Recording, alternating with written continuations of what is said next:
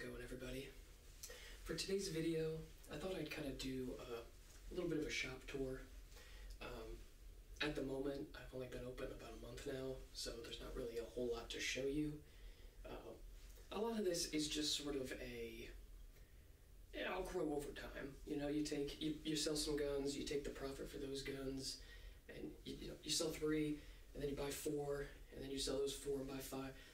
It's a slow roll with firearms in general right now, and I mean it sort of is what it is. But there's definitely nothing fast about growing a gun store. So I'll kind of show you guys around here in a little bit. What I also want to do, and that's what I'm going to do first, is maybe like monthly or weekly, or I don't know. I'll figure out a timetable, but I want to show you guys some cool guns that otherwise I probably wouldn't be able to show you or see or whatever. So I think that's a little introduction here. So I'm going to show you guys a couple of pieces that I've picked up and kind of go from there. So the first one is this bad boy, and I'm not going to brack them or anything for noise purposes, but they're all unloaded. Obviously, I've checked them, everything. This bad boy is a Nighthawk Custom. So if you know anything about that, this is arguably one of the I say arguably because there's certain companies out there that'll make like 5 with like woolly mammoth tusk grips and everything, like crazy stuff. But I think for the commercial market of like available stuff, Nighthawk Customs is probably one of, if not the best 1911 company out there. This gentleman here gave me this on consignment. This gun here is about $4,000, which is just, don't get me wrong, it feels great, it's beautiful, and just, I don't really know what to say about it. It's a very beautiful gun. I don't know if spending $4,000 on a 1911 for me is, it's a little rich for my blood, but, to each their own, to be honest. There's this piece. It's incredible. This is something that I just wouldn't... and the crazy thing, I guess while I'm talking about it, staccatos. Everyone wants a staccato right now.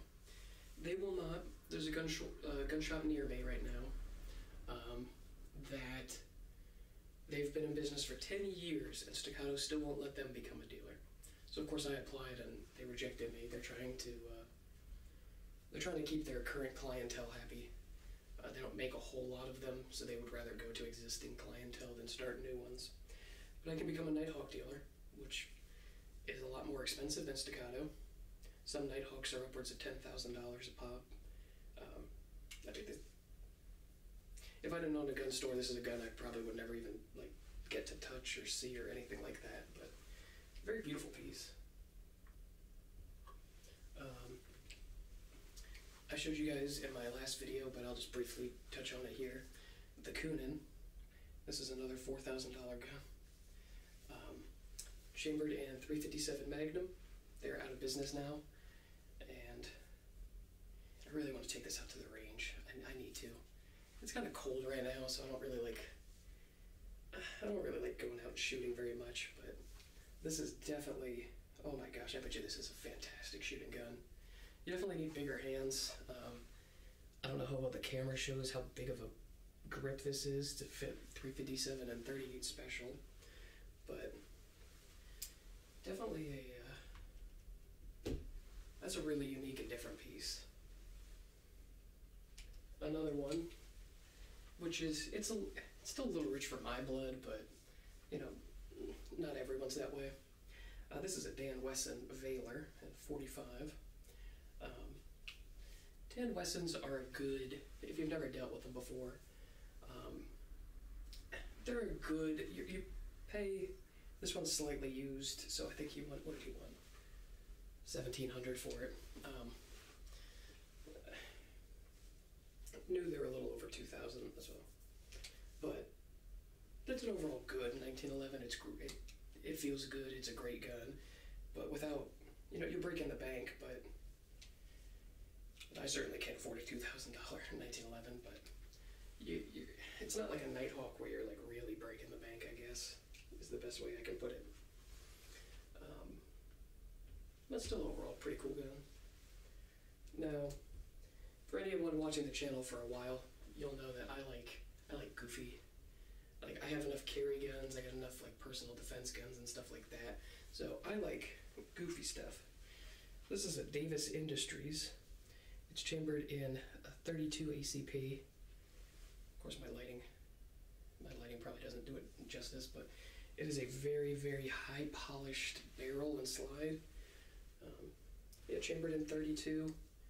I'm still debating if I want to take this home with me or not. This is one of those guns, like, don't get me wrong, like everybody, I find gun shops are probably some of the most opinionated places out there. I have people come in, they're, oh, you know, SIGs are crap, I love Glocks, and then I get people, oh, Glocks are great, everything else sucks, and I get some very opinionated people. Me personally, I mean, I have a Barrett that shoots great, and I have a high point that shoots great. So I mean, a gun's a gun in my opinion. I mean, obviously there's, you know, different things. I don't recommend this for carry or anything like that, but like for me, I think this could be a fun little toy. Got all the original paperwork and everything. I think this could be a fun toy to take to the range and just kind of have fun with it, to be honest. But this is up my alley. I like goofy nonsense like this.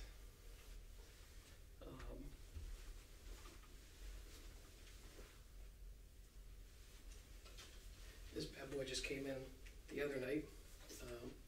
So this, if you look at it, I mean, it is in immaculate condition. So this is a Yugoslavian Model 24 Mouser, an 8mm Mouser. And the nifty thing with this is, unfortunately, there's something called an M24/47. So it was made in 1924. However, in 1947, after the war, some of these rifles, this was one of them, they gave it like this straight bolt here, and they sort of spruced it up a little bit.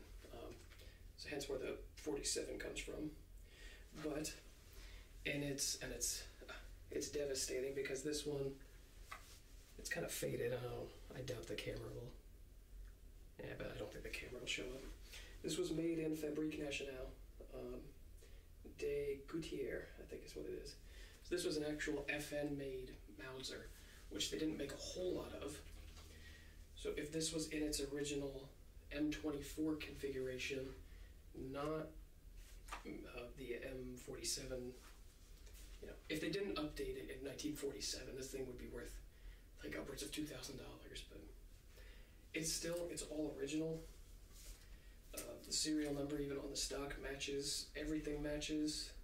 All serial numbers match. Lockup's great. It feels good. I mean, always gotta watch the camera. You know, I'm supposed to be working right now, but thought I'd get a video out for you guys. It's all matching. It's in beautiful shape. Oh my gosh. I would love something like this for my collection.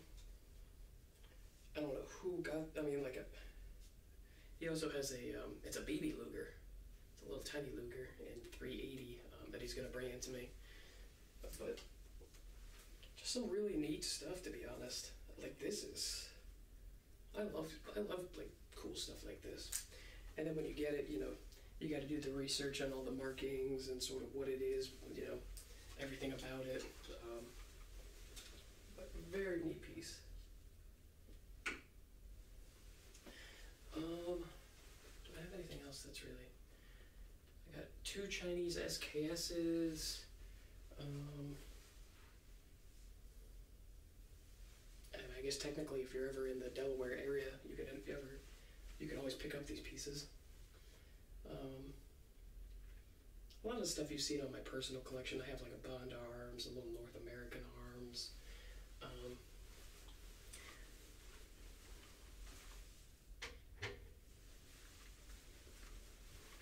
This is another piece. I don't remember if I showed this off in my roleplay video, but this is the Lifecard. So yeah, you open it up, and now you have a single shot 22. I mean, I guess if you were ever in a spot where like you're really not supposed to carry, you could always put this in your pocket, and no one's ever gonna really know this is a gun. But like practicality-wise, this is just, yeah, there's nothing special about it, kind of thing.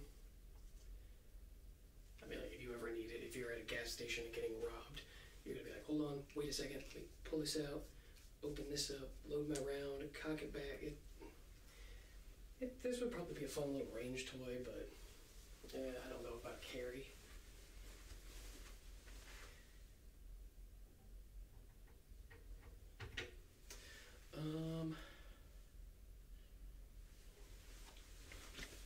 Bear with me a second.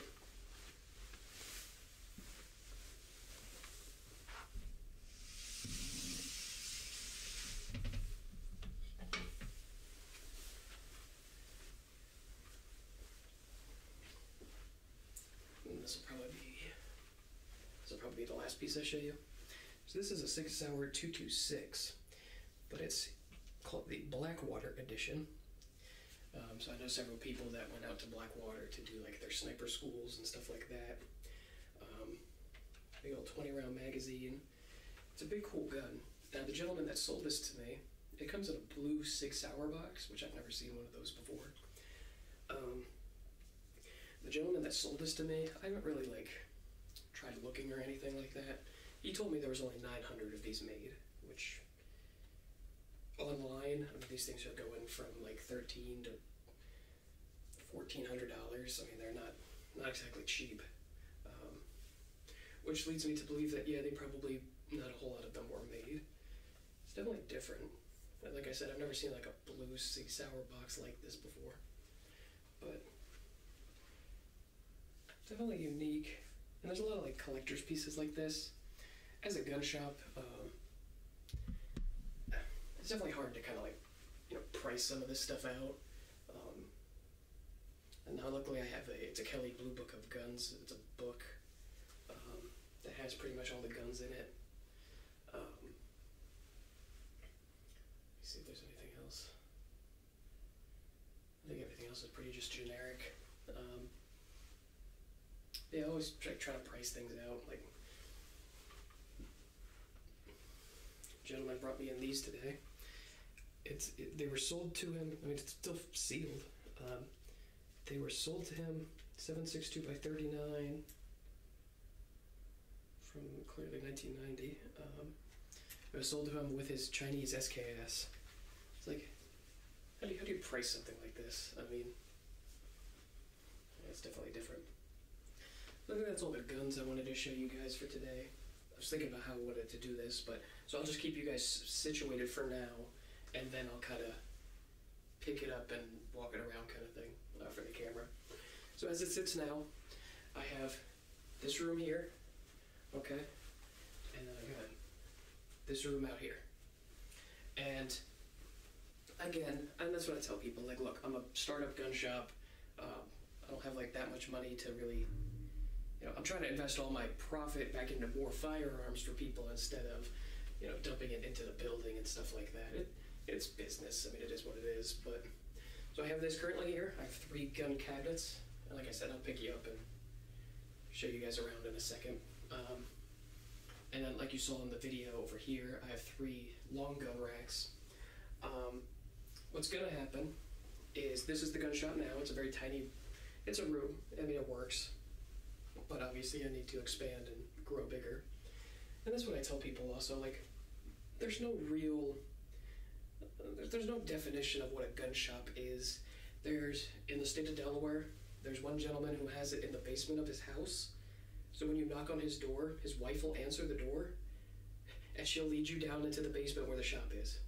There's another gentleman who has it in the second story of his garage.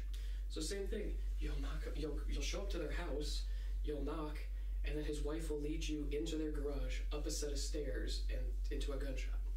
So I mean, it's kind of hard to put like a definition on what a gun shop is, but in my humble opinion, this room here doesn't really, it works, and like I said, just for starting off, it works fine, but I want to grow, I want to continue, and I want to do better. So, this wall here, and there's a wall right there, they're going to come down eventually. We're talking to some people right now about it. Want to take these walls down so then that way if we expand into this main room. Now we do share our business space here with another gentleman from Delaware Tactical. So I do all the retail, I have my FFL, I do all the gun sales stuff, and he does all his concealed carry classes, advanced training, all that stuff. So it's really a nice one-stop shop. And it's not that I don't trust him, what it is there's times where he'll have people, he'll have training at 6 in the morning, and he just leaves the door unlocked and lets people in, to go to his side. The problem with that is once I blow this wall out, now people walking in will just be walking right into my shop. So we're gonna probably, and again, we gotta talk to people, whoever's blowing this wall out for us, we gotta talk to them, but we're gonna make like a little L-shape divider, so then that way I can lock my half, and he's got his half.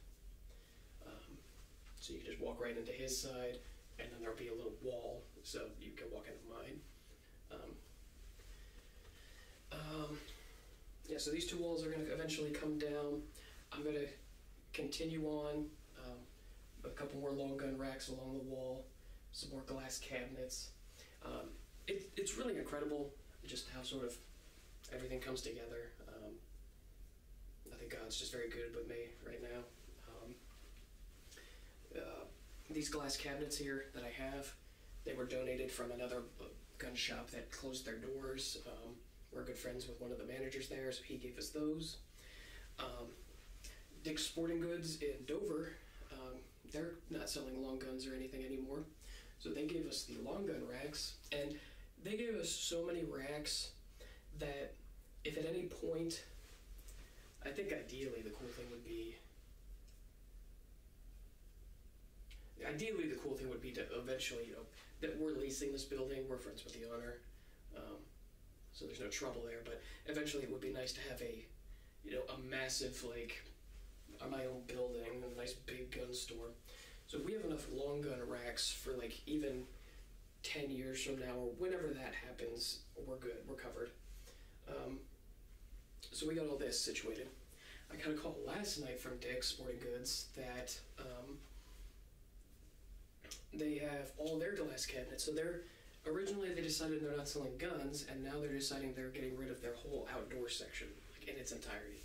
So they had 8 glass cabinets that they're just, we still have to pay for them, but they gave it to us at a very reasonable price.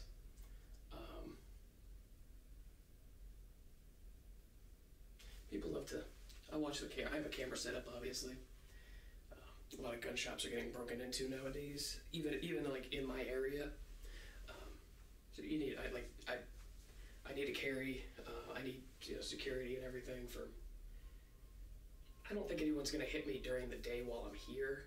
I think what's gonna happen is they'll wait till 1 in the morning and try to break in, but I got security covered for that too. So but I mean, it's a very real possibility that 5 o'clock at night it starts getting dark out, and 3 dudes just come busting through the door with AR-15s and try to take me out. I don't want to think that way, but it's a very real possibility. So I always got, anytime someone drives by, I've gotten in a habit to just kind of look up at it. So yeah, Dick's called us. They have 8 glass cabinets, and when I show you the main room, you'll see I have it filled up with all those glass cabinets from Dick's Sporting Goods. So I have enough glass cabinets and long gun racks to kind of last me pretty much a lifetime at this point. But, so we have that. And then there's a room in the back. I'm not going to show you that one for security reasons, but it's encased in steel mesh. So, I mean, you can try to drive a car through there or whatever, and you're not getting in. This used to be the Federal Fish and Wildlife Building, so they dumped a whole mess of money into it to secure it. And that's where I keep all my guns at night. So you're not getting in there. Alrighty, so I got all my extra ammo and stuff down there. If I can figure out this camera. I've got my long gun racks, got some cabinets. This is sort of my gun room here.